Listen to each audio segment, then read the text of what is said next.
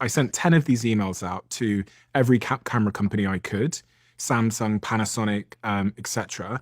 And within 48 hours of Panasonic receiving that email, a guy called Lee at Panasonic, I literally just, because you were coming, I went on his LinkedIn to see where he now works. So thank you, by the way, Lee, that used to work at Panasonic, for giving me a shot. Lee from Panasonic responded to that email that you have in front of you and said, what kind of cameras do you want? We've got some returns. I'll send them to your doorstep. Within 48 hours of that email, a big box of cameras, they were brand new to me, brand new spanking cameras came to my doorstep, multiple of them. And that allowed me to do the marketing for my business at the very early stage. Again, it was just a cold email. That's amazing, man. All right. Hello there. My name is Stephen Bartlett. I'm a 19-year-old student, and I'm part of an upcoming exciting student website.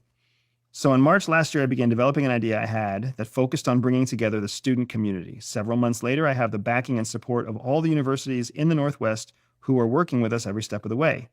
We are now a few months from launching the website. We have received so much support from companies such as Domino's and Subway that we are now hoping you guys at VHO will be kind enough to help us out. I'm going to circle that for sure because you're triggering a little bit of competition. You wait till the end. Which is really smart. And you're showing credibility with the backing of multiple universities. All right. Our team includes media and journalism students who have a passion for producing media content. It also includes our web developer who loves building cool websites. It includes the universities and the university unions who are supporting us constantly, and it includes our mentors who are social media and web experts. You are really hitting reward high here because you're basically saying all of these people are going to know that you're helping. Mm-hmm.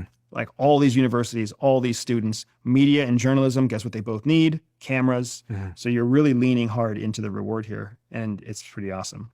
You are also hitting on ideology because if it is a competitive business, it wants to compete. It doesn't want to be second to Subway or Domino's. It wants to be side by side with Subway and Domino's, especially in 2012 when both of those companies were pretty strong leaders in their industry. This is going to be a national student website, and one feature of our website involves us producing our own video content from the student community. This can range from students interviewing famous people, students reviewing student events, to student reporters covering news events. In order for this to be the case, we are in need of an HD video camera and wanted to know if VHO would be kind enough to donate one. In return, we would feature VHO on our website as a sponsor. We would also promote the camera and VHO at the end of all videos that we make. As a young group of students, this would really mean a lot to us, and we would be sure to show our appreciation in every opportunity. Ideology, again, talking about students and talking about the youth.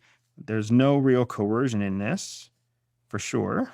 And I would also say that ego was not really, you focused on reward rather than ego because you didn't know who Lee was. So it was a bit of coercion in the one that I sent to the investor, wasn't there?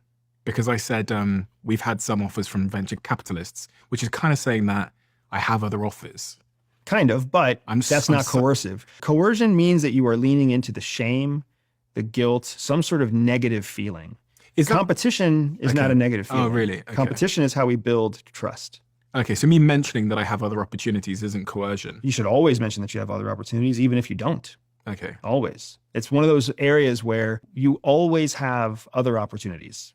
You could always take the opportunity of stop trying. So there's other opportunities always. Is there ever a place for coercion, which is the C in the rice framework, in emails like this? Yes, there's a place for it, but you have to use it gingerly. Because the problem with coercion is once you use it, you violate the trust that you've built. So you can basically use it once. Or once you employ it, you essentially have to continually use it because once it's no longer useful to you, the person that you're coercing is free again. Coercion, if you think of coercion, it's like a cage. So you get somebody into the cage and then you have control over them in the cage. But once you open the door of the cage, they're going to run out and never get back in the cage.